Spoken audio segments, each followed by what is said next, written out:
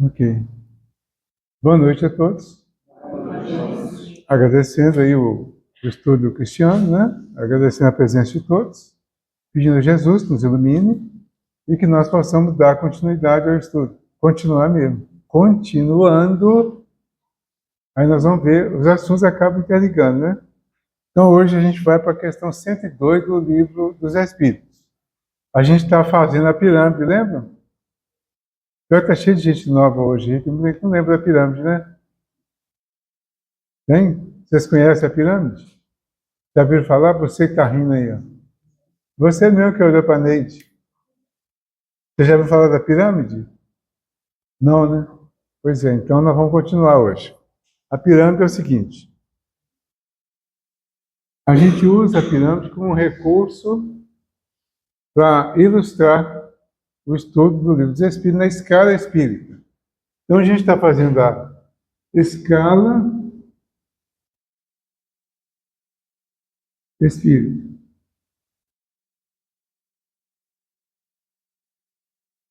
Para fazer a escala, nós usamos essa figura. Está até marcado aqui ainda. Então, a gente pega assim, faz de conta que isso aqui é uma pirâmide, né? Ficou até boa essa, não ficou? A gente divide ela em três partes, tá? Porque é dividido em três ordens. Então, tem a primeira ordem, a segunda ordem e a terceira. A primeira ordem é dos espíritos puros. Ah, muito bem. E a segunda? Hã? Bons? Os bons. E a terceira? Imperfeitos. Essa é a nossa? Ou não? É a nossa? A desimperfeita é a nossa? Tá. Então, aqui três ordens. Aí, a escala tem 10 classes. 5 na terceira, 4 na segunda e uma na primeira. Tá? Então, hoje nós vamos começar. Nós já viemos até a questão 101, que fala disso aqui, da escala, e fala dessa divisão.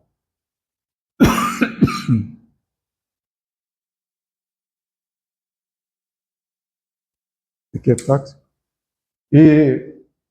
Então, hoje nós vamos começar de baixo para cima a construir a terceira classe, a dos imperfeitos. Então, aí nós vamos colocar aqui a terceira classe, não, a terceira ordem. Ela vai ser dividida em 5. A última aqui é a 10ª. São 10 classes. A 10ª são os espíritos impuros.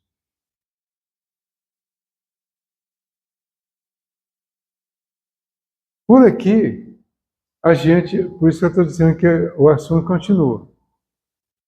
Porque a 10ª é impuro, a primeira é puro. Então, para sair de impuro até puro, nós vamos fazer uma viagem aqui de 10 classes, 10 degraus, 10 andares, até chegar lá. Essa viagem é a viagem, vamos dizer assim, a viagem da perfeição.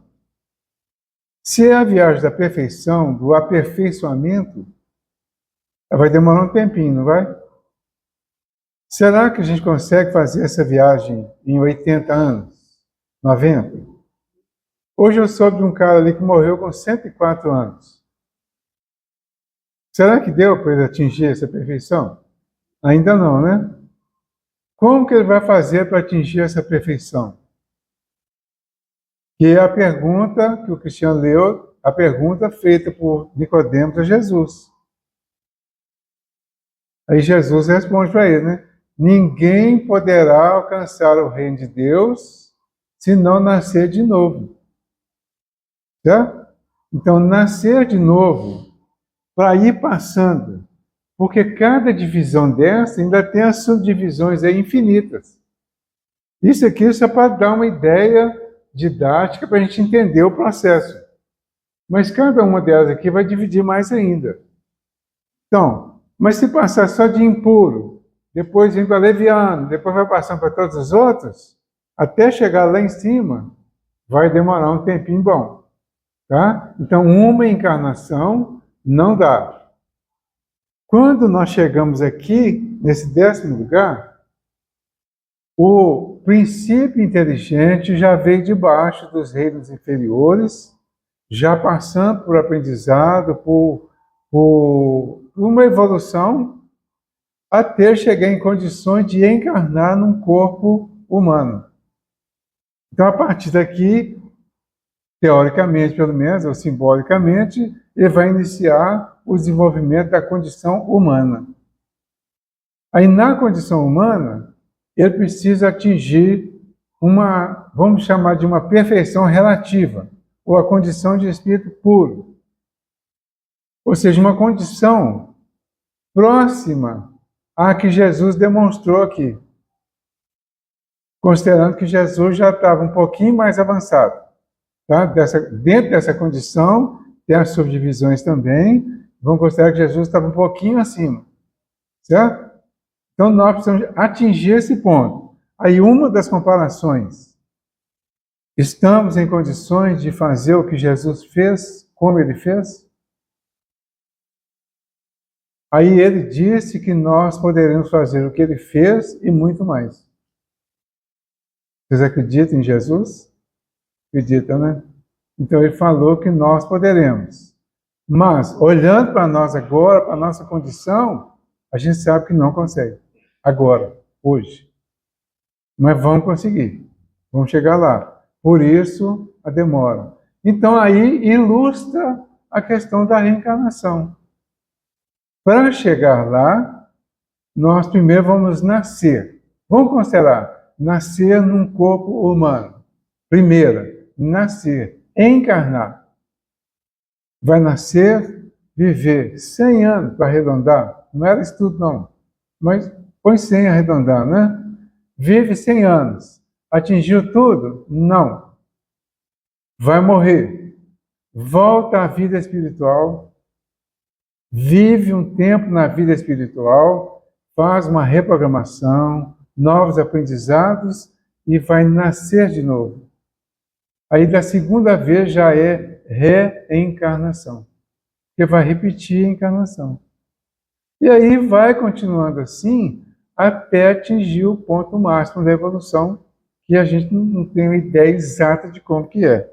Então nessa questão 102, eu pretendo achar aqui. Eu apaguei tudo aqui. É a 10ª classe, espíritos impuros.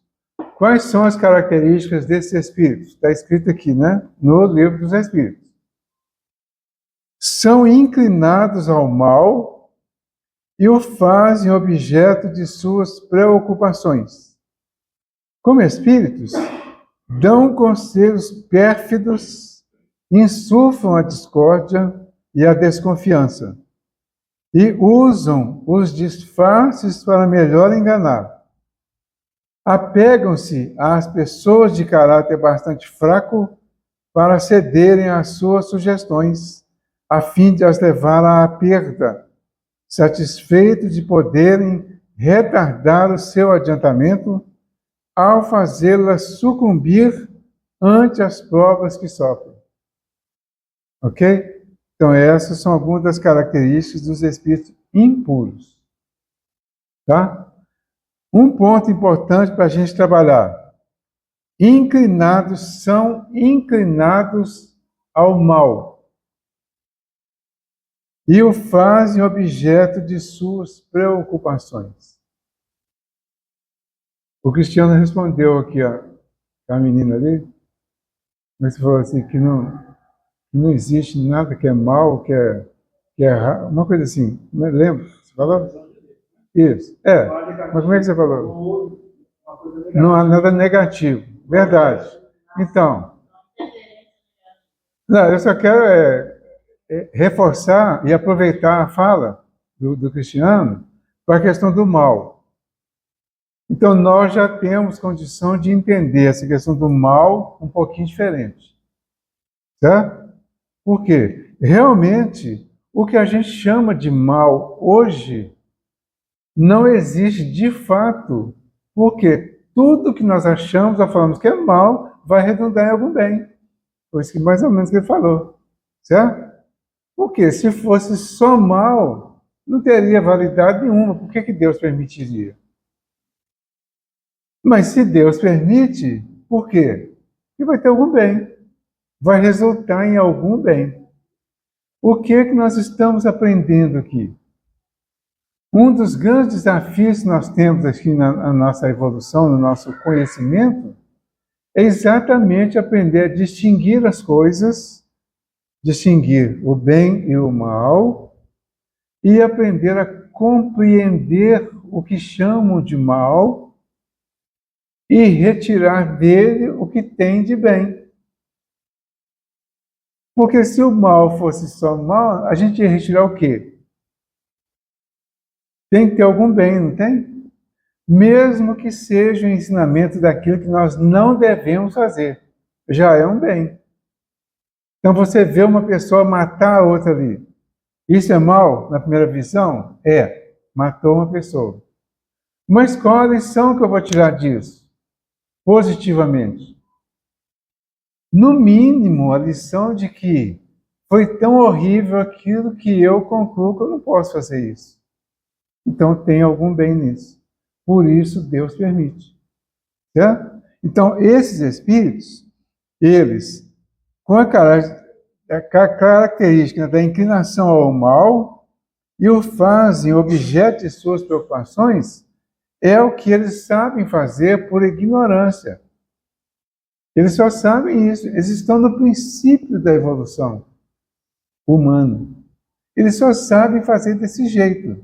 Então, como eles fazem de um jeito que ainda não aprenderam o correto, eles fazem muitas vezes e muito mais o incorreto, o que nós chamamos de errado, de mal. Então, o que eles fazem? Aqui na questão 630, ele fala assim: como se pode distinguir o bem do mal? Questão 630 aqui do Livro dos Espíritos, né? Tá um pouquinho da frente aqui.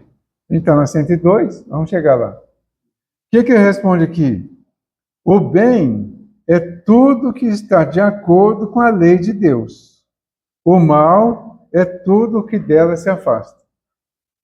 Então, nós pegamos os dois extremos, o extremo do bem e o extremo do mal, para iniciar a nossa conversa, tá? Mas são dois extremos, 8 e 80. Aí, entre 8 e 80, tem 72 outras opções.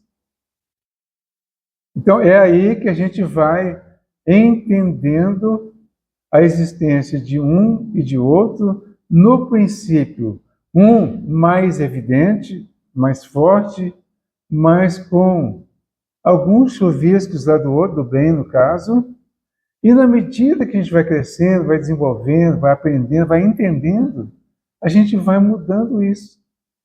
Para quando chegar na segunda classe, na segunda ordem, nós já invertemos o processo. Então, se na terceira é a influência da matéria sobre o espírito, domínio da matéria sobre o espírito, na segunda é domínio do espírito sobre a matéria. Então, o mal já vai estar bem menor, porque já estaremos em muito melhores condições de cumprir a lei, porque já teremos conhecimento dela. O que significa, então, essa evolução aqui, essa viagem? É a viagem do conhecimento da lei de Deus. O conhecimento, o entendimento, a assimilação, a interiorização e a vivência. Isso vai acontecer ao longo desse processo todo. Até chegar num ponto que nós só faremos o bem. Ou seja, só faremos de acordo com a lei de Deus. Certo? Ok? Aí ele continua aqui na resposta, né? Nas manifestações, reconhecem-se esses espíritos pela linguagem. Será que a gente consegue reconhecer algum desses espíritos no nosso meio? Vamos tentar? Vamos pensar um pouquinho, vamos tentar? Vamos ver se dá. Nas manifestações, reconhecem-se esses espíritos pela linguagem. A trivialidade e a grosseria das expressões entre os espíritos, como entre os homens, é sempre um índice de inferioridade moral. A gente reconhece alguma grosseria nas expressões humanas de hoje? Claro que não. Hã? Reconhece? Claro que não, né? É claro que não, né? Porque sim, não precisa nem fazer muito esforço, né? Então, por isso, quer dizer, por mais isso, que a gente considera que ainda estamos nessa condição ali dos imperfeitos. Porque essa característica da linguagem aqui, ai dos espíritos, né? Mas nós somos. E nós estamos mais ou menos enquadrados nisso. Certo? Já melhoramos alguma coisinha. Mas a linguagem nossa é bem grosseira, né? A trivialidade, assim, como é que se diria? A banalidade, a inferioridade da nossa linguagem, hein? A futilidade, aí achou a palavra certa. A futilidade e uma série de coisas da nossa linguagem aqui, a gente fala um palavrão e ri, acha bonito.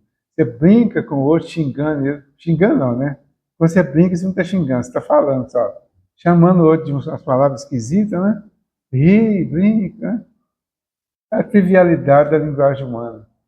Mas tem a grosseria também, né? A grosseria da linguagem humana. Nos relacionamentos humanos. Olha o que a gente fala com o juiz no campo de futebol, por exemplo.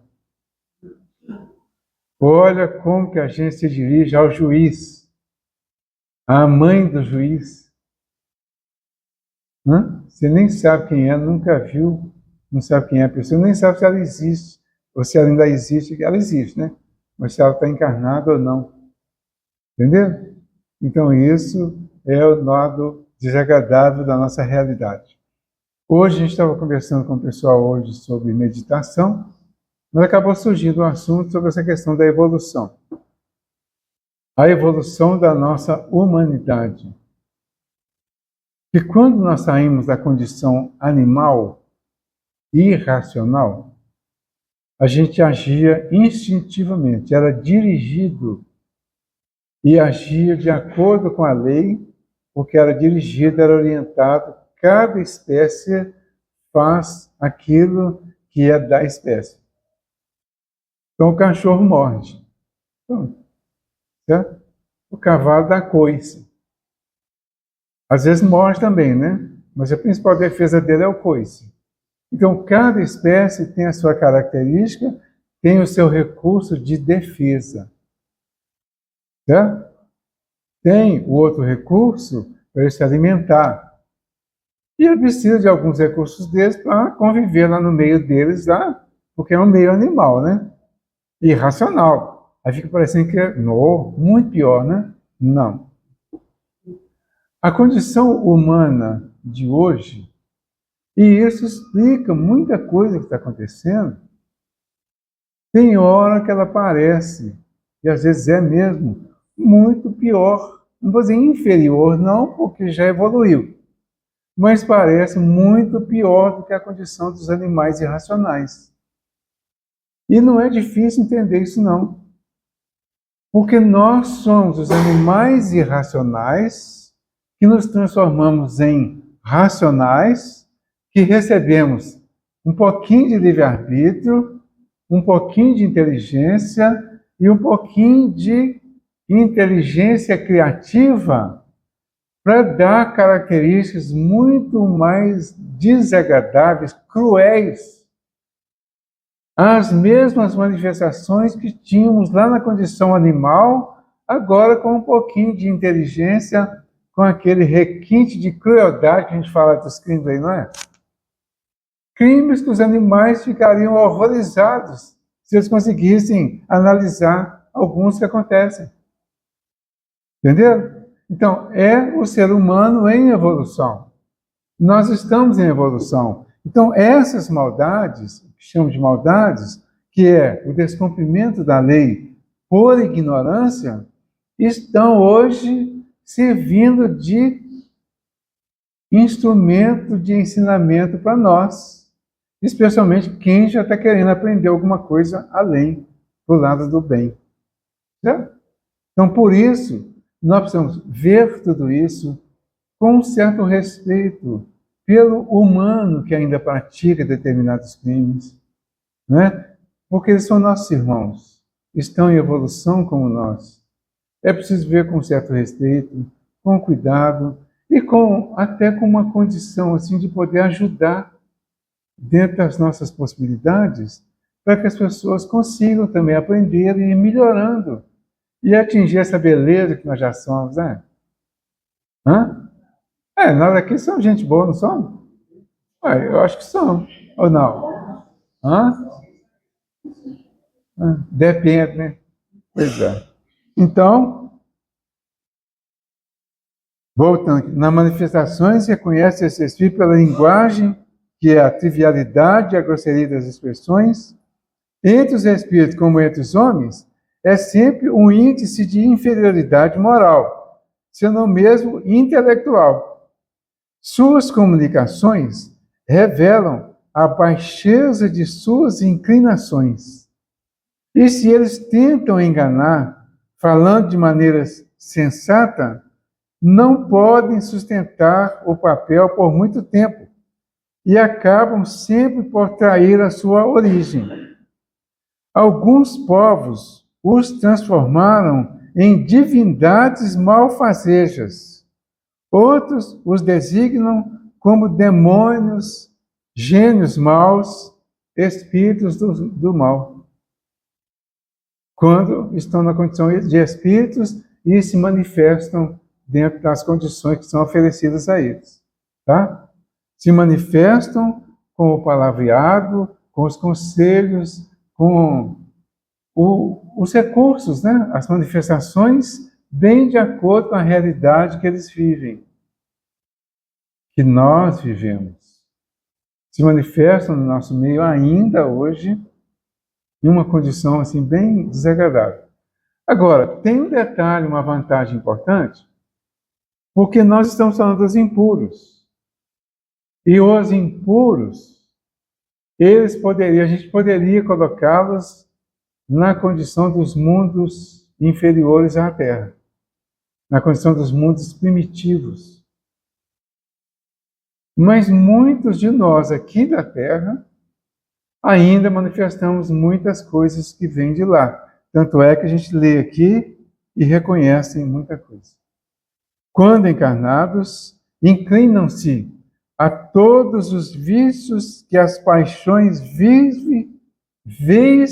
e degradantes engendram. A sensualidade, a crueldade, a felonia, a hipocrisia, a cupidez e a avareza sórdida.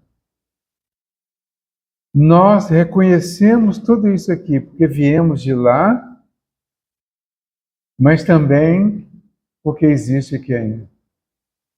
Tá? Vamos imaginar que seja mais brando, mais leve, mas existe ainda. E é pesado para nós. Certo? Fazem o mal pelo prazer de fazê-lo. No mais das vezes, sem motivo. E por aversão ao bem. Quase sempre escolhem suas vítimas entre as pessoas honestas. Aí vem uma interrogação grandona, né? Então eles escolhem as suas vítimas entre as pessoas honestas? O que a gente poderia jogar em cima aqui? Então não vale a pena ser honesto, né? Nós vamos ser vítimas dos maus? Será por que eles escolhem as suas vítimas entre as pessoas honestas? No primeiro momento, porque esses nos incomodam, certo? E eles querem tirar algum proveito maior disso até. Mas só tiram proveito das pessoas honestas porque as pessoas honestas de hoje, na grande maioria das vezes, são as desonestas de ontem. E estão aqui, quando nós estamos, especialmente aqui, no mundo de prova e expiação, nós estamos aqui resolvendo questões graves do passado e estamos fazendo o máximo possível para ser corretos, para ser honestos. Então seremos vítimas desses que vêm com essas inferioridades e vêm cobrar de nós a nossa dívida. Nos ajudam, aí vem o bem, né? Eles nos ajudam quando cobram de nós a nossa dívida. Eles nos dão a oportunidade de pagar a nossa dívida com a lei de Deus. Porque o endividado é endividado com a lei de Deus, não é com alguém especial, não. Quando eu faço mal a alguém, eu faço mal ao cristiano. Mas eu estou cobrando dele a dívida que ele tem com a lei de Deus. Ele se isenta, paga a dívida e eu passo a dever a lei de Deus. Um dia vem o meu inimigo Eduardo ali, cobrar de mim a dívida que eu fiz com o cristiano, mas que na verdade foi na lei. Entendeu? Esse processo é interessante, delicado, né? Mas é assim que acontece. Então, ser honesto não nos faz vítima de ninguém. Simplesmente ser honesto. O que nos faz vítimas de situações assim é o fato de estarmos endividados com a lei de Deus. Lembram da questão 167? Um dia desse eu pedi aqui para a gente decorar essa questão, não foi? 167. Qual a finalidade da reencarnação? Está aqui no Livro dos Espíritos. Qual a finalidade da reencarnação? Primeiro, nessa ordem está aqui, tá? Expiação. Melhoramento progressivo. Então, o melhoramento progressivo você vai ter que construir. Por isso tem que ser honesto. Ponto de partida. Tem que ser honesto. Mas tem a expiação. Se tem a expiação, vai ter que passar por ela sendo honesto. Você vai colher o que plantou e plantar o que vai colher. Certo? Um dia uma pessoa chegou para mim, uma policial, falou para mim, tem muita gente que fala isso. Conciliar espiritismo e cristianismo com polícia, por exemplo, com ser advogado, com ser delegado, ou coisa parecida, não combina. Combina. Desde que a gente tenha essa consciência. Ela falou, não combina. Ela falou, eu fico muito chateado quando eu tenho que prender alguém. Essa semana mesmo eu tive que prender uma pessoa. Falei, ótimo. Você prendeu alguém injustamente? Você prendeu essa pessoa contra a lei? Não é a lei de Deus, não é a lei humana. Você infringiu a lei humana? Não, de jeito nenhum. Você maltratou essa pessoa? Você humilhou essa pessoa? Você torturou? Não. Eu fiz tudo dentro da lei. Eu falei, então, qual é o problema? Tudo bem, tudo correto. Certo? Porque ela agiu dentro da lei. O papel da polícia é esse mesmo. Pegar o pessoal que está praticando algum crime e protegê-los da sociedade. Aí ela endoidou quando eu falei isso. Estranho, não é? Mas vejam bem. A pessoa que está praticando crime, ele pode estar só ignorante. Mas quando ele passa por algum aperto, por alguma situação, ele vai procurar fazer o que consegue. Que é furtar, por exemplo, roubar, e acaba chegando até algum crime por isso. Tá? Mas ele, às vezes, está construindo ainda a sua criminalidade. Certo? Mas ele está construindo em cima de pessoas que estão endividadas. Quando ele vem para procurar os endividados, para cobrar delas o que elas estão devendo para a lei, ele alivia o endividado. É necessário que o escândalo venha, diz Jesus. Então, o escândalo daquele que está ignorante contra aquele que está endividado é necessário para que o endividado pague a sua dívida. Certo? Mas ai daquele por quem o escândalo vier. É o que está cobrando. Quando você pega essa pessoa, coloca reclusa, afasta ela da sociedade com a orientação teórica de ser orientada, de ser readaptada e de ser reeducada para voltar à sociedade, você está prestando um favor a essa pessoa para que ela vá para a reclusão, repensar tudo e provavelmente voltar agora mais sem fazer o que estava fazendo ou que estava iniciando. A gente não sabe exatamente quem está no início, quem está no meio, quem está no fim. Mas certamente tem quem está no início, tem quem está no meio e tem quem está no fim. Alguns não tem jeito mais mesmo, já virou vício até e não tem outro jeito. Mas, de qualquer forma, o papel é esse. O que deveria ser entendido é isso. E trabalhar com essa finalidade. Essa pessoa vai ser reeducada. Então, se eu tiver acesso, que existem policiais que trabalham nas prisões, que dirigem as prisões, por exemplo, e tem um pessoal responsável pelas prisões. Se eles pegassem os regulamentos, a lei do processo aí de recuperação, e isso fosse levado a sério, existia toda uma preocupação em recuperar essas pessoas, em ajudar essas pessoas a recuperar. A gente sabe que, infelizmente, ainda não é feito assim, porque cobradores cobram de endividados, e endividados tem para todo lado, e cobradores tem para todo lado. A pessoa chega lá, está endividada, e vão cobrar dela lá.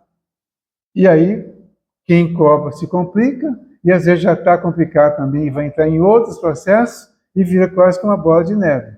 Por isso a coisa é muito complexa, muito delicada. Mas o processo todo é esse.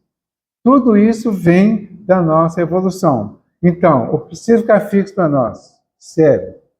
Nós estamos aqui para melhorar. Todos nós. A nossa melhora é responsabilidade nossa. Nós precisamos melhorar. Entendendo que durante o momento, o processo da nossa melhora, nós poderemos passar por expiações, por provações mais sérias. Poderemos ser vítimas de outros espíritos encarnados ou não, que virão cobrar de nós aquilo que nós fizemos no passado e que ainda estamos devendo para a lei de Deus. Considerando isso, nós vamos ficar tranquilos quando formos cobrados usando os recursos naturais. Foi cobrado na rua aí, foi furtado, foi roubado, foi perseguido, alguma coisa assim, busque os meios legais para denunciar, inclusive, que a existência de focos, né, em determinados pontos, para se proteger de alguma forma, né, para legalizar a situação e para usar a lei em seu favor. Usar, assim, que a lei vai te proteger, vai te ajudar em nada, não. Mas usar a lei em seu favor, no sentido de que dar à lei e aos legisladores e aos cumpridores da lei a responsabilidade do cumprimento da lei, para você não ter que fazer com as próprias mãos. E aí nós vamos pagar uma coisa e vão complicar em outra. Entendeu? Então é isso que eles fazem, e aí a gente vai entendendo o que tem de bem por trás de tudo isso. Né? Fazem o mal pelo prazer de fazê-lo, pelo aparente prazer de fazê-lo, né? E no mais das vezes sem motivo, e por aversão ao bem. Quase sempre escolhem suas vítimas entre as pessoas honestas. Constituem verdadeiros flagelos para a humanidade. seja qual for a posição social que ocupem, e o verniz da civilização não os livra do opróbrio da ignomínia. Vamos falar difícil, né? Xingamento logo, né? Maldade, coisa assim, né? Ia dar na mesma a gente entender melhor. Ok? Alguma dúvida, algum comentário? Alguma contestação? Eu falei um monte de coisa aqui. Tudo bem? Ficou entendido? Ficou? Então, quem ficou em dúvida e não quiser falar, chega em casa, pega os livros, pega o livro dos Espíritos, leia o livro dos Espíritos, leia as obras complementares. Essa parte aqui do livro dos Espíritos, uma boa parte dela, pelo menos, está no livro dos Médiuns. Mas a obra complementar, o livro dos Médiuns, o Evangelho segundo o Espiritismo, principalmente, que vai tratar da parte moral, vai trazer muita ilustração sobre alguns desses pontos que foram tocados aqui.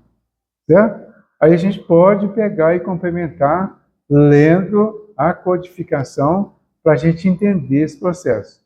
Entender claramente o que está acontecendo na vida aí fora e nas nossas vezes não é fácil.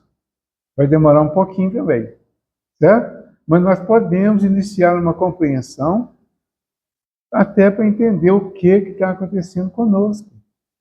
E tem tanta coisa que parece injusta, e a gente acha isso mesmo, a gente pode achar isso. Só não pode se revoltar com isso, não deve se revoltar com isso. Mas tem muita coisa que acontece que na hora que chega em nós, é muito mais doloroso do que quando chega no vizinho. Mas em nós também está de acordo com a justiça de Deus. Aí a gente tem que considerar isso. Tá? A próxima questão é a 103. Falta 8 minutos. 8 minutos é muito para a gente ficar enrolando. Sim? Nós tivemos um pouco anterior, que você falou sobre justiça. O irmão, né? O irmão espiritual, juiz, extremamente rígido com os demais. Sim. Então, os cobradores trataram. Ele foi muito rígido em algumas situações, extremamente rígido. Né? Ele, resumindo, né? Isso.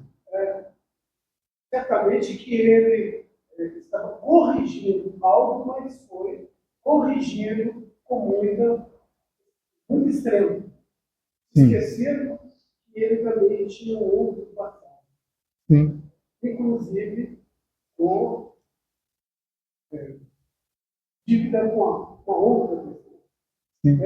Vamos citar aqui, que é muito extremo. Isso. Certo?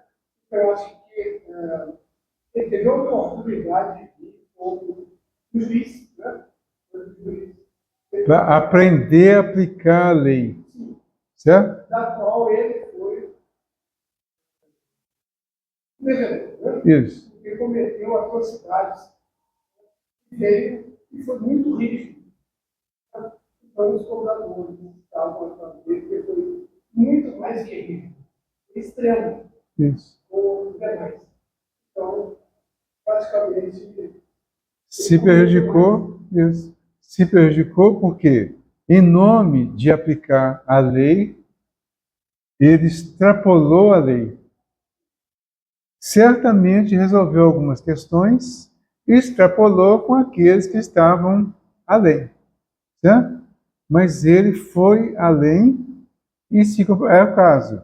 Aqueles a quem ele cobrou de uma forma extrema eram devedores. Certo? Mas ele não estava na condição de ultrapassar esses limites. Ele poderia, certamente, ter evitado isso. Tá? E deixar que a natureza resolvesse de alguma forma. O que ele fez? É como se ele tivesse assumido a cobrança nas próprias mãos e extrapolou, quer dizer, usou a lei em favor, como usam a lei hoje para torturar, usam a lei hoje para ultrapassar os limites do tempo de prisão, por exemplo, para pessoas. Tem muita gente presa que já deveria estar livre e está preso ainda por detalhes, né? Então, essas pessoas, elas estão virando dívida para quem as mantém lá além do tempo devido, certo?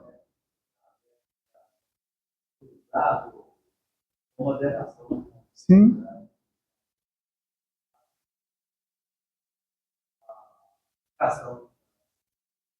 Isso.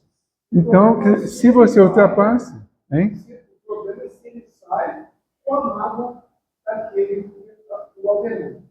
Ele Sim, vai cobrar. sim.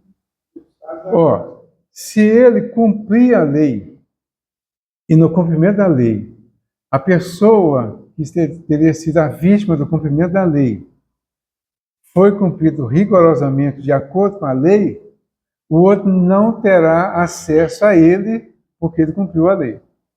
Certo? Mas se ele for um pouquinho além, ele já abre as portas. Entendeu? Então, aí a importância da gente aprender a cumprir a lei. Porque o cumprimento da lei é a nosso favor. Nós estaremos protegidos pela lei. Os amigos espirituais, os nossos amigos, os nossos protetores, o anjo da guarda, por exemplo, eles nos protegem dentro do limite da lei. Há um tempo atrás, a gente ouviu, eu ouvi, né? Acho que já até comentei isso aqui, que o Chico parava no sinal de trânsito na Afonso Pena em 1800 e alguma coisa, né? E esperava o sinal ficar verde, de madrugada. Aí questionaram com ele, né? Ah, por que o sinal vai passar? O sinal está vermelho. E ele disse que ele fazia isso mesmo, né? Porque tem um exagerozinho, mas que ele fazia isso mesmo. Aí eu comecei a pensar sobre ele. E por que não? Quando eu estou de carro, não tem que parar no sinal vermelho? Quer dizer, teoricamente eu tenho que parar para não ser multado, né? Mas, na verdade, eu tenho que parar para respeitar o sinal e respeitar a hora do outro passar. Certo? Então, isso aí que seria o legal. Fiquei pensando sobre isso. Aí resolvi fazer uma experiência. É muito difícil. É muito difícil você parar do lado de cada rua, não está passando carro nenhum, você ficar olhando para o sinal vermelho, ele não fica verde de jeito nenhum. É igual quando você quer ferver a água e fica lá olhando para a panela, né? A água não ferve de jeito nenhum, né? Assim é o sinal vermelho quando você está parado do lado de cá. Aí no primeiro momento você fala, nossa, que bobeira, né? Fica do lado de cá, não está passando carro nenhum, sinal. Sabe por que o teu sinal está vermelho? Sabe por que está vermelho? Mas eu andei forçando um pouquinho isso aí, dá para a gente fazer isso, tá? A experiência que eu queria fazer era essa, dá para fazer. Aí tá. Isso, exatamente. Aí eu comecei a pensar sobre isso. Aí entra a questão do livre-arbítrio. Como funciona? Você tem liberdade de passar no sinal vermelho, quando ele está vermelho. Ok. Já você tem liberdade. Só que neste momento, a responsabilidade é sua. É o momento que você usa o seu livre-arbítrio de forma ilegal e assume a responsabilidade pelas consequências. Certo? Você assumindo a responsabilidade, se vier um carro de algum lugar lá, aproveitando aquele sinal de atropelar, se suicidou inconscientemente ou indiretamente, não é? Mas e se você ficou parado lá em cima do passeio esperando o sinal ficar verde e vê um carro desesperado de lá e arrumou uma confusão e te atropelou em cima do passeio quando você estava esperando o sinal vermelho? Aí, pô, se ele não tivesse esperado o sinal, não tinha morrido, né? Tinha. E não é suicídio. Não é suicídio indireto. Era a hora dele, ele está protegido, está amparado pela espiritualidade e estava respeitando a lei. Ele vai ser totalmente amparado, mas era a hora dele. Mas se não era a hora, ia estar esperando, ia ficar bem desembalado, com certeza ele vai ser pelo menos empurrado para não ser atingido por esse carro e não ser tocado em nada. Então é aí que está a diferença. Então, cumprir a lei acaba sendo uma vantagem para nós em diversos aspectos. Então, por isso, a evolução é aprender a cumprir a lei de Deus. Por isso, o primeiro capítulo do Evangelho segundo o Espiritismo é: eu não vim destruir a lei, eu vim cumprir. Fala, meio minuto. Não podemos associar ao juiz, Deus também a questão de bom senso. Sim, ele deveria ter bom senso e equilíbrio. O juiz, no julgamento. Parece simples, né? Ele tem uma lei para cumprir. Ele que vai decidir o cumprimento da lei. Ele vai definir qual vai ser a pena. A pena vai ser de 4 a 6 anos. Então ele pode dar uma pena de 4 a 6 anos. Estou resumindo aí, né? Não entendo também desse negócio não. De 4 a 6 anos, ele estaria dentro da lei. Ok? Ele pode dar a pena máxima dentro do limite da lei. Mas se dá 7, ele já extrapolou. Aí já é por conta dele. Responsabilidade dele. Essa vítima pode gerar para ele um outro verdugo para cobrar dele isso que ele cobrou daquele indevidamente, considerando a lei. Entendeu? Aí se ele der menos. Se ele der menos, menos grave. Mas não significa que ele estaria agindo corretamente, porque ele dá menos do que o limite, ele estaria incorrendo no erro que muitos pais cometem, que muitos de nós cometemos, ao dizer sim para os filhos na hora de dizer não, e ao dizer não na hora de dizer sim, e acabamos jogando os filhos em determinadas situações que a responsabilidade fica sendo nossa por ter infringido a lei.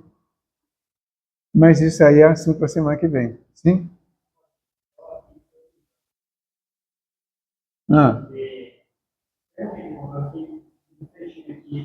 ele foi o juiz que soube dar muitos desmandos em cima de vários temas. Eu acho que, como você falou assim, a lei, a dica que a gente tem que pegar a lei, e a lei, aí eu me recordo da lei.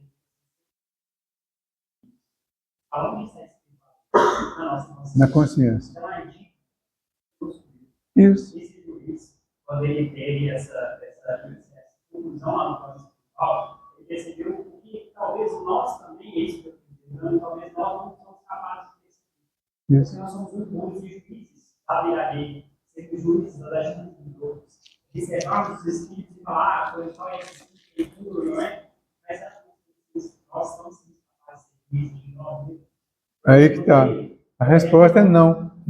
Mas essa vigilância aí, cada um tem que fazer essa vigilância. Tem. Para colocar a graça da gente, estamos dando uma regra para que a gente se avalie. Isso. A gente veja o que nós estamos fazendo, o que estamos errando. E aproveitamos para esse juiz essa, porque na lei está escrito. Isso. Ela vai dar a possibilidade. Exatamente. Ô, gente. Eu disse para ele o seguinte: o jogador disse, né? Que ele era arrogante, orgulhoso e vaidoso. Sim. Ele extrapolou. Então ele foi muito aquém. Três carapuças que encaixaram perfeitamente. Né? Gente, muito obrigado pela participação, obrigado por todos estarem aqui. Vamos agradecer a Jesus, né, por este momento, pela oportunidade. Vamos fazer a nossa prece final agora e principalmente agradecendo. Jesus amigo, nós agradecemos por este momento, pelas conclusões que vamos tirando diante dos ensinamentos, mas em especial, Senhor, gostaríamos de oferecer a nossa oração de hoje a muitos dos nossos irmãos que estão muito perdidos diante das próprias existências. Há muita dor, muito sofrimento, muito desconhecimento da lei, muita revolta e ainda muitas necessidades de algumas pessoas de tomarem as leis nas mãos e fazerem o que acham que é certo na visão deles. Permita, Senhor, que todos eles possam receber as vibrações deste momento. E que possamos acabar com todas essas guerras internas, que possamos construir um ambiente de paz, de harmonia, de entendimento, de perdão, de reconhecimento para todos nós. E que possamos agradecer sempre pela existência desse cantinho, desse local onde podemos buscar o conhecimento e fazer a melhora de nós mesmos a partir dos nossos auto-julgamentos, para entender os outros e perdoá-los, amando e respeitando. Obrigado, Senhor, que a tua paz nos envolva agora e sempre. Que assim seja. Obrigado a todos.